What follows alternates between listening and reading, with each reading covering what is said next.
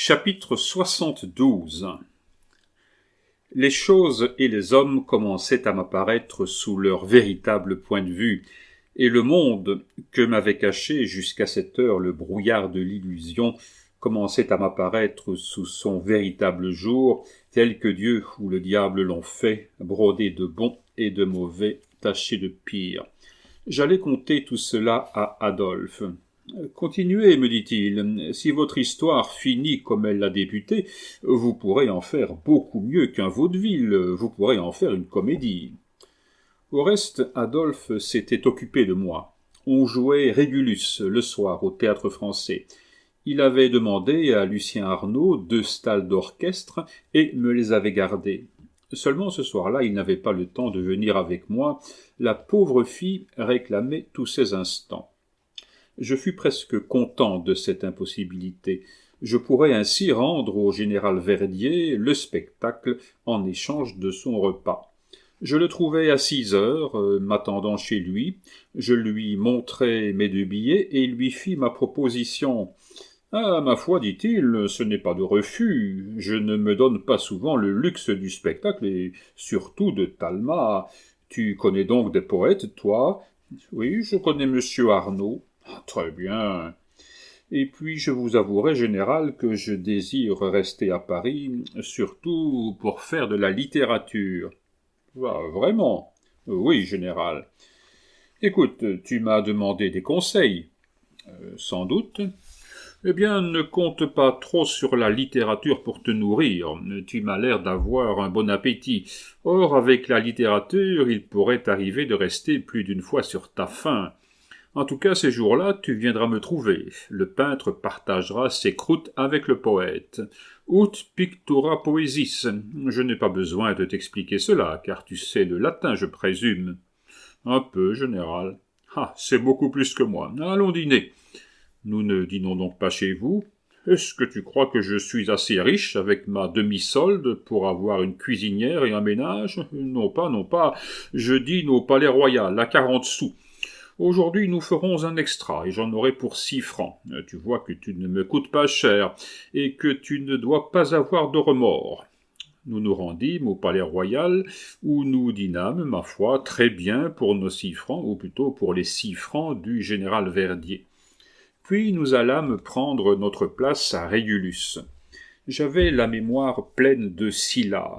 Je voyais entrer le sombre dictateur aux cheveux aplatis, à la tête couronnée, au front creusé par l'inquiétude. Sa parole était lente, presque solennelle. Son regard, comme celui du lynx ou de l'hyène, s'abritait sous sa paupière clignotante, comme celle des animaux qui ont l'habitude de veiller pendant la nuit et de voir dans l'obscurité. C'est ainsi que j'attendais Talma.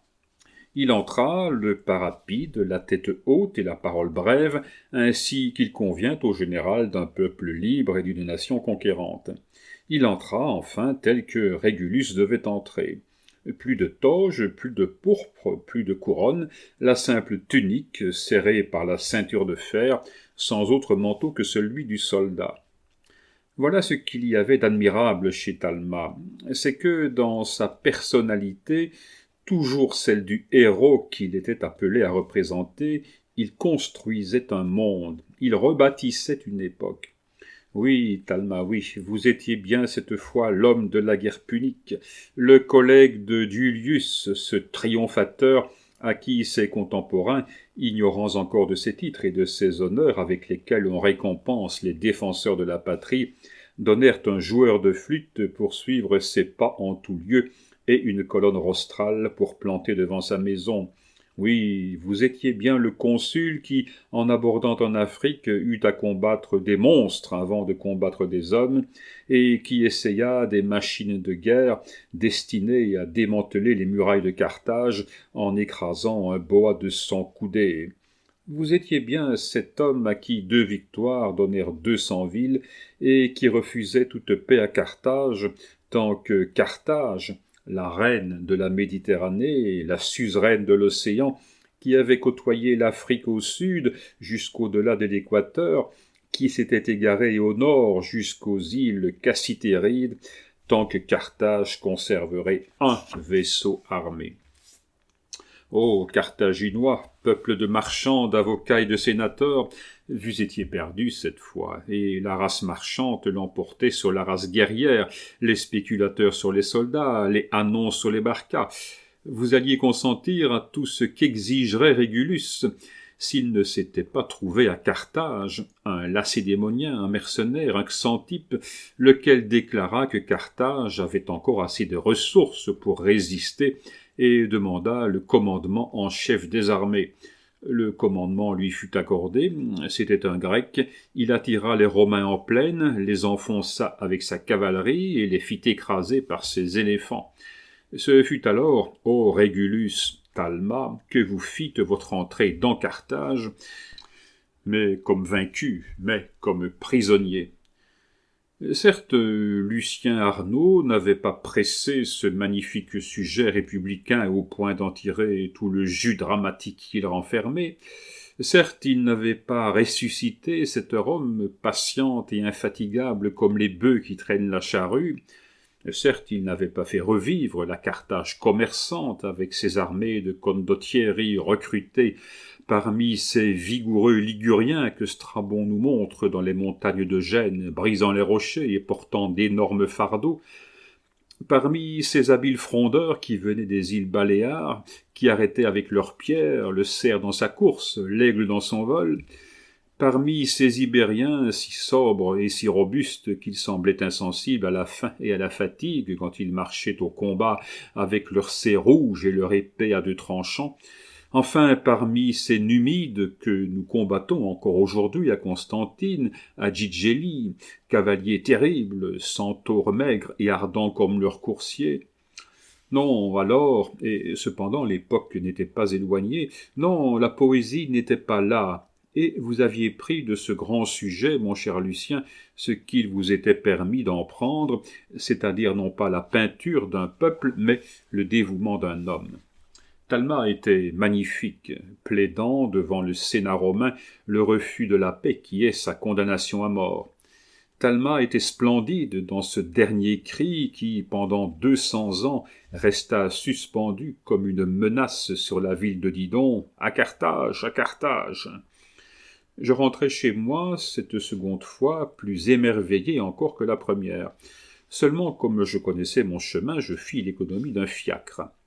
D'ailleurs, c'était à peu près le chemin du général Verdier pour s'en aller au faubourg Montmartre.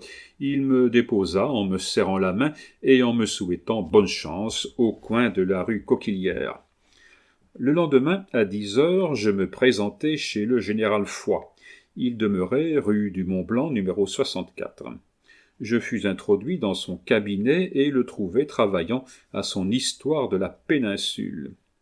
Au moment où j'entrai, il écrivait debout sur une de ces tables qui se lèvent ou s'abaissent à volonté. Autour de lui, sur les chaises, sur les fauteuils, sur le parquet, étaient épars, dans une confusion apparente, des discours, des épreuves, des cartes géographiques et des livres ouverts. En entendant ouvrir la porte de son sanctuaire, le général se retourna. Le général Foy devait être à cette époque un homme de 48 à 50 ans, maigre, plutôt petit que grand, aux cheveux rares et grisonnants, au front bombé, au nez aquilin, au teint bilieux. Il portait la tête haute, avait la parole brève et le geste dominateur. On m'annonça. « Monsieur Alexandre Dumas » répéta-t-il après le domestique. « Faites entrer. » J'apparus tout tremblant. « C'est vous qui êtes monsieur Alexandre Dumas » me demanda-t-il. « Oui, général. »« Seriez-vous le fils du général Dumas qui commandait l'armée des Alpes ?»« Oui, général. »« On m'a dit que Bonaparte avait été bien injuste pour lui et que cette injustice s'était étendue à sa veuve. Il nous a laissés dans la misère. » « Puis-je vous être bon à quelque chose ?»« Je vous avoue, général, que vous êtes à peu près mon seul espoir. »« Comment cela ?»« Veuillez d'abord prendre connaissance de cette lettre de monsieur Denré. »« Ah, ce cher Denré, vous le connaissez ? C'était un ami intime de mon père. »« En effet, il habite à 1 lieue de Villers-Cotterêts, où est mort le général Dumas. Et que fait-il, ce cher Denré ? Mais il est heureux et fier d'avoir été pour quelque chose dans votre élection, général. » « Pour quelque chose, dites pour tout, fit-il en décachetant la lettre. Savez-vous, continua-t-il, tenant la lettre ouverte sans la lire, savez-vous qu'il a répondu de moi aux électeurs corps pour corps, honneur pour honneur, il ne voulait pas me nommer, et j'espère que son entêtement ne lui a pas valu trop de reproches. Voyons ce qu'il me dit. Il se mit à lire. Oh, il vous recommande à moi avec insistance, il vous aime donc bien, mais à peu près comme il aimerait son fils, général. Ah, il faut d'abord que je sache à quoi vous êtes bon. Oh, pas à grand-chose. Bah, vous savez bien un peu de mathématiques. Non, général. Vous avez au moins quelques notions d'algèbre, de géométrie, de physique. Il s'arrêtait entre chaque mot, et à chaque mot, je sentais une nouvelle rougeur me monter au visage, et la sueur ruisselait de mon front en gouttes de plus en plus pressées. C'était la première fois qu'on me mettait ainsi face à face avec mon ignorance. Non, général, répondis-je en balbutiant, je ne sais rien de tout cela. Vous avez fait votre droit, au moins. Non, général. Vous savez le latin, le grec? Le latin un peu, le grec pas du tout. Parlez-vous quelques langues vivantes? L'italien. Vous entendez la comptabilité? Pas le moins du monde. J'étais au supplice et lui-même souffrait visiblement pour moi. Au général, m'écriai-je avec un accent qui parut l'impressionner beaucoup, mon éducation est complètement manquée, et chose honteuse, c'est d'aujourd'hui, c'est de ce moment que je m'en aperçois. Oh, mais je la referai, je vous en donne ma parole, et un jour, je répondrai oui à toutes les questions auxquelles je viens de répondre non. Mais, en attendant, mon ami, avez-vous de quoi vivre? Rien, général, répondis-je, écrasé par le sentiment de mon impuissance. Le général me regarda avec une profonde commisération. Et cependant, dit-il, je ne veux pas vous abandonner. Non, général, car vous ne m'abandonneriez pas seul. Je suis un ignorant, un paresseux, c'est vrai, mais ma mère qui compte sur moi, ma mère à qui j'ai promis que je trouverais une place, ma mère ne doit pas être punie de mon ignorance et de ma paresse. Donnez-moi votre adresse, dit le général. Je réfléchirai à ce qu'on peut faire de vous. Tenez-la, à ce bureau. Il me tendit la plume dont il venait de se servir. Je la pris, je la regardai, toute mouillée qu'elle était encore, puis, secouant la tête, je la lui rendis. « Eh bien ?»« Non, lui dis-je, général, je n'écrirai pas avec votre plume, ce serait une profanation. » Il sourit. « Que vous êtes enfant, dit-il. Tenez, en voilà une neuve. Merci. » J'écrivis, le général me regardait faire. À peine eus-je écrit mon nom qu'il frappa dans ses deux mains. « Ah, nous sommes sauvés, dit-il. Pourquoi cela? Vous avez une belle écriture. » Je laissai tomber ma tête sur ma poitrine, je n'avais plus la force de porter ma honte. Une belle écriture, voilà tout ce que j'avais. Ce brevet d'incapacité, oh, il était bien à moi. Une belle écriture. Je pouvais donc arriver un jour à être expéditionnaire. C'était mon avenir. Je me serais volontiers fait couper le bras droit. Le général Foy continua sans trop s'occuper de ce qui se passait en moi. « Écoutez, me dit-il, je dîne aujourd'hui au Palais Royal. Je parlerai de vous au duc d'Orléans. Je lui dirai qu'il faut qu'il vous prenne dans ses bureaux, vous, fils d'un général républicain. Mettez-vous là. » Il m'indiqua un bureau libre. « Faites une pétition et écrivez-la du mieux que vous pourrez. » J'obéis. Lorsque j'eus fini, le général Foy prit ma pétition, la lut, traça quelques lignes en marge.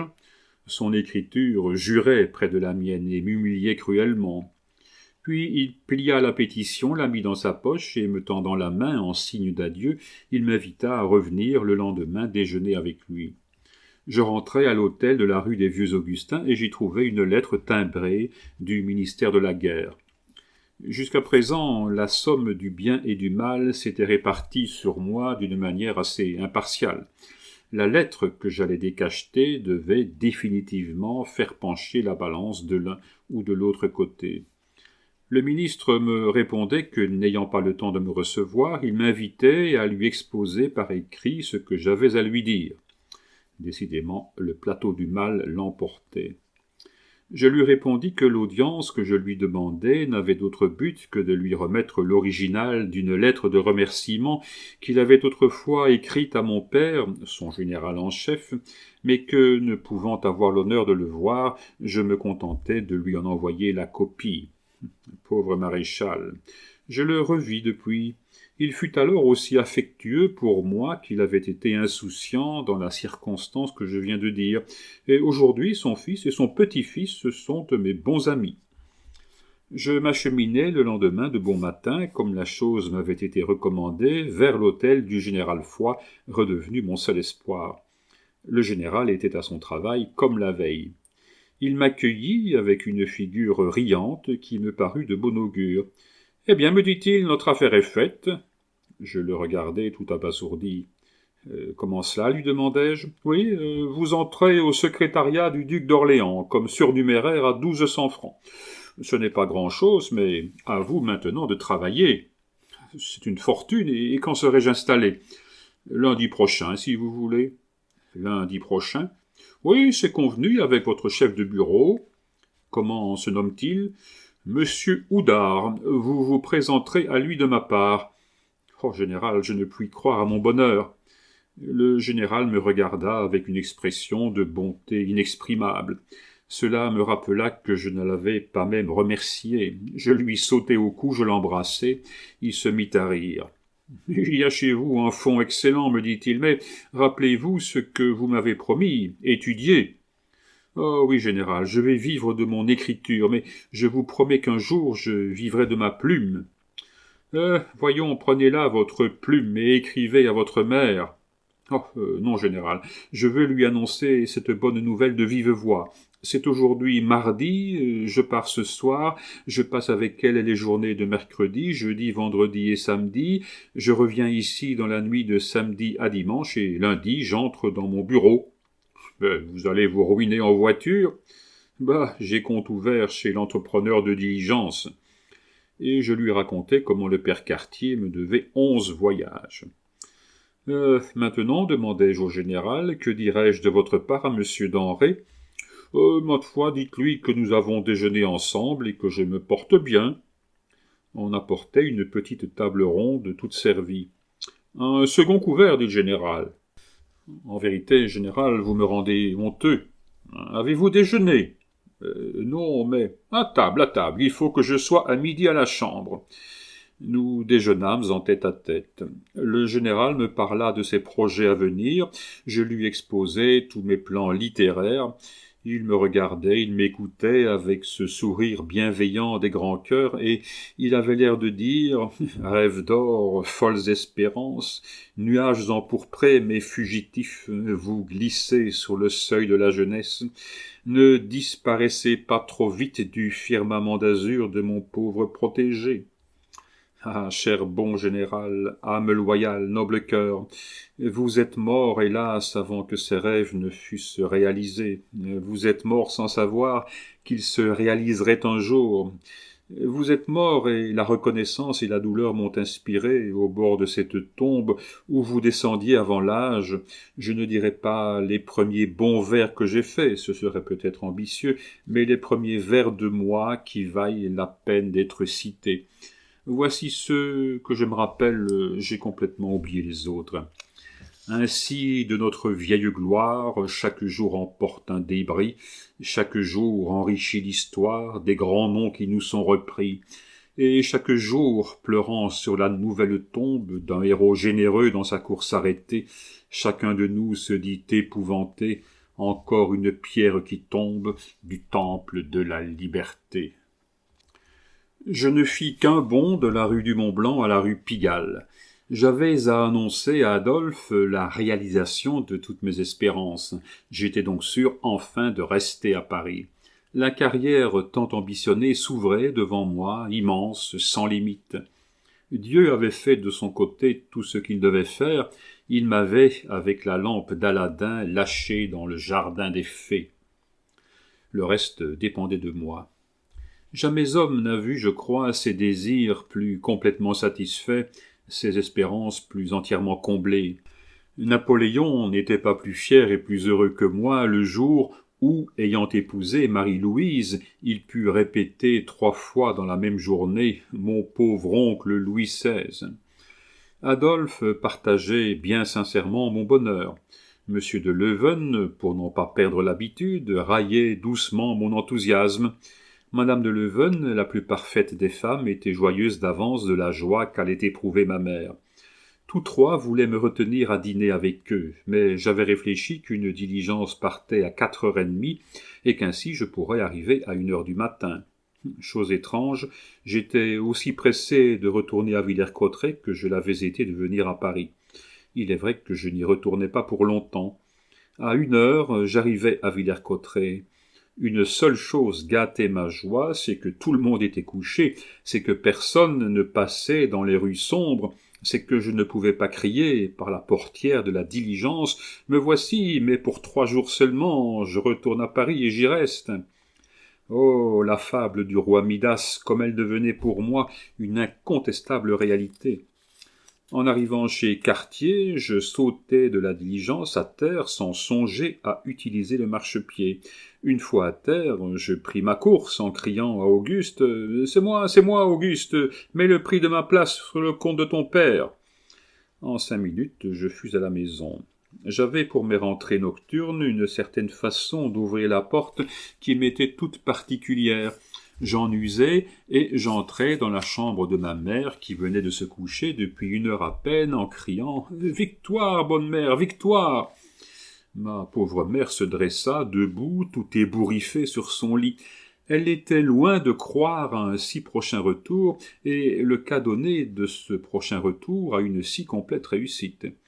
Il fallait bien qu'elle y crût quand, après m'avoir embrassé, elle me vit sauter par la chambre en continuant de crier « Victoire !» Je lui contai tout, Jourdan et ses laquais, Sébastiani et ses secrétaires, Verdier et ses tableaux, le duc de Bellune refusant de me recevoir et le général Foy me recevant 2 fois. Et ma mère me faisait répéter sans cesse, ne pouvant croire qu'en 3 jours, moi, pauvre enfant, sans appui, sans connaissance, sans soutien, j'eusse ainsi, par la persistance de ma volonté, changé moi-même et à tout jamais la face de ma destinée. Enfin, le moment arriva où je n'eus plus rien à lui dire et où le sommeil parla à son tour. J'allais retrouver mon lit, à peine refroidi, et quand je me réveillai, c'est moi qui me demandais si j'avais bien quitté Villers-Cotterêts pendant 3 jours et si je n'avais pas fait un rêve. Je sautai à bas de mon lit, je m'habillai, j'embrassai ma mère et tout courant, je suivis la route de Vouty. Monsieur Denré devait être le premier à qui j'annonçasse ma bonne fortune. C'était trop juste, puisqu'il l'avait faite. Monsieur Denré apprit la nouvelle avec un sentiment de fierté personnelle. Il y a quelque chose qui grandit la pauvre espèce humaine quand un homme, pour une bonne action, a compté sur un autre et que cet autre l'accomplit simplement, sans ostentation, comme un dégagement de la parole de son ami. Monsieur Denré eût voulu me garder toute la journée, mais j'étais devenu glissant comme une anguille. Non seulement j'avais hâte que tout le monde connût mon bonheur, mais encore je doublais ce bonheur en l'annonçant moi-même. Il comprit cela, ce cher monsieur Denré, comme les bons cœurs comprennent tout. Nous déjeunâmes et il me rendit ma liberté. Sans représenter, Dieu merci, la même idée mythologique que Mercure, j'avais comme lui des ailes aux talons. En 20 ou 25 minutes, j'étais de retour à Villers-Cotterêts. Mais quelque diligence que j'eusse faite, la nouvelle s'était propagée pendant mon absence.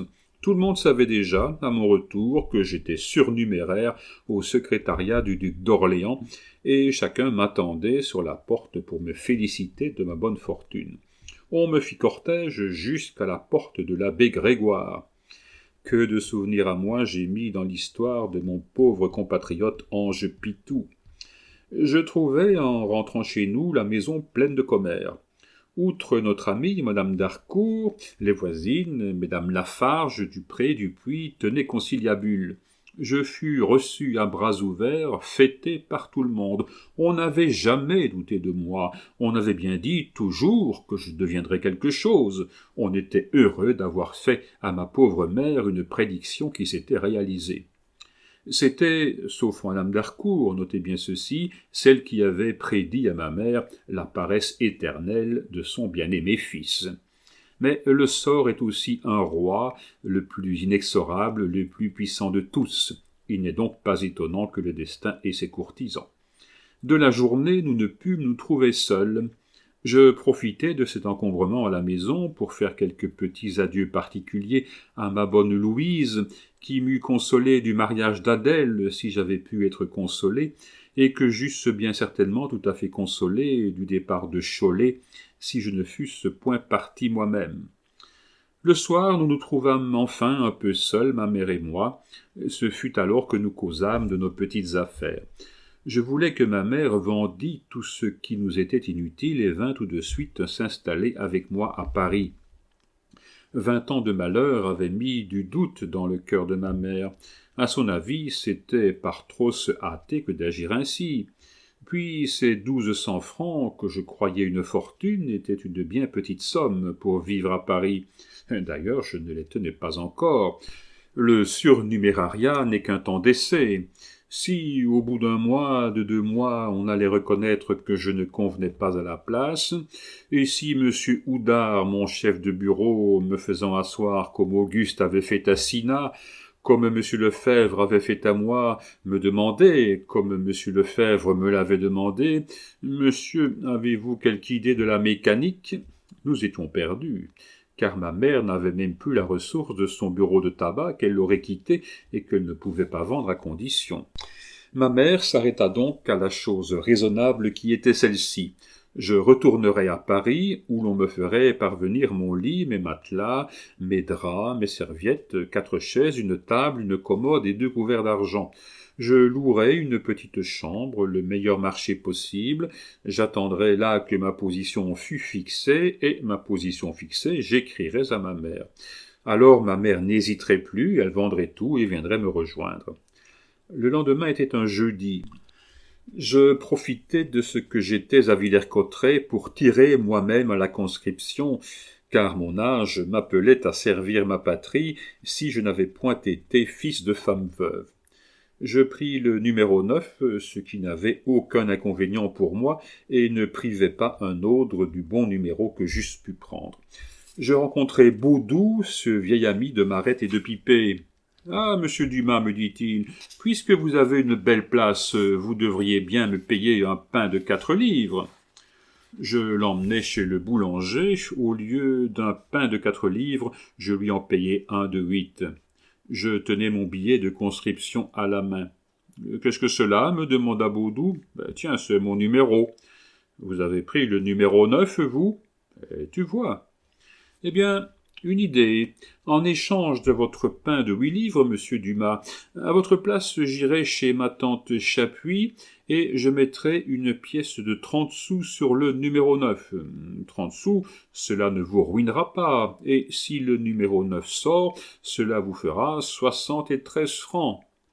Tiens, Baudou, voilà 30 sous, va les mettre en mon nom et rapporte-moi le billet.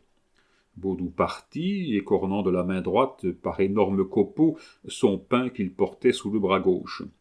La tante Chapuis tenait à la fois le bureau de la poste et le bureau de la loterie. 10 minutes après, Baudou revint avec le billet.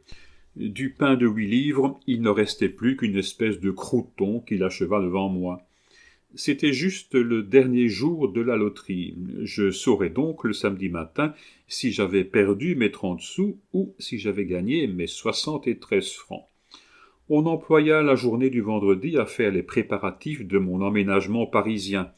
Ma mère eût voulu me faire emporter toute la maison, mais je comprenais qu'avec mes 1200 francs par an, plus la chambre serait petite, plus elle serait convenable, et je m'en tins au lit, aux 4 chaises et à la commode. Restait un léger inconvénient. J'étais surnuméraire aux appointements de 1200 francs, m'avait dit le général Foy. Mais ces 100 francs par mois que m'accordait la munificence de monseigneur le duc d'Orléans ne devaient m'être payés qu'au bout du mois. Je n'avais pas l'appétit de Baudou, mais enfin je mangeais, et même je mangeais bien. Le général Verdier en avait vu quelque chose. Il me restait 35 francs sur mes 50. Ma mère se décida de se séparer de 100 francs. C'était la moitié de ce qui lui restait. Cela me faisait le cœur bien gros de prendre ces 100 francs à ma pauvre mère, et j'avais bien envie de recourir à la bourse de M. Denré, quand, au milieu de notre discussion, qui avait eu lieu le samedi matin, j'entendis la voix de Baudou criant « Ah, pour cette fois, monsieur Dumas, cela vaut bien un second pain de 8 livres !» Qu'est-ce qui vaut un pain de 8 livres? Le numéro 9 est sorti. Vous pouvez passer au bureau de la tante Chapuis, elle vous comptera vos 73 francs. Nous nous regardâmes, ma mère et moi, et puis nous regardâmes Baudou. C'est vrai ce que tu me dis là, Baudou? En vérité, Dieu, monsieur Dumas, il est sorti, ce gueux de numéro 9, et vous pouvez aller le voir lui-même à l'affiche, il est le 3e. Il n'y avait rien d'étonnant à cela, n'étions-nous pas dans une veine de bonheur? Ma mère et moi, nous allâmes chez madame Chapuis, nous étions plus heureux encore que nous le croyions. Baudou avait calculé sur l'extrait sortant en compagnie, j'avais mis mes 30 sous sur l'extrait isolé. Il résultait de cette différence que mes 30 sous me rapportaient non pas 73 francs, mais 150. Je n'ai jamais bien compris la raison que me donna madame Chapuis pour doubler cette somme qui, je me le rappelle, me fut payée tout en écus de 6 livres avec les appoints convenables. Mais quand je vis les écus et quand il me fut permis de les emporter, je ne demandai pas d'autre explication. J'étais possesseur d'une somme de 185 francs. Jamais tant d'argent n'était entré dans ma poche. Aussi, comme tous ces écus de 6 livres y faisaient un grand bruit et y tenaient une grande place, ma mère me les changea pour de l'or. Ah, la belle chose que cet or tant calomnié quand il est la réalisation des plus chères espérances de la vie. C'était peu de chose que ces 9 pièces d'or. Eh bien, elles avaient en ce moment plus de valeur à mes yeux que n'en ont eu depuis les milliers de pièces pareilles qui me sont passées par les mains, et dont, à l'instar de Jupiter, j'ai inondé cette maîtresse la plus coûteuse de toutes les maîtresses et qu'on appelle la fantaisie.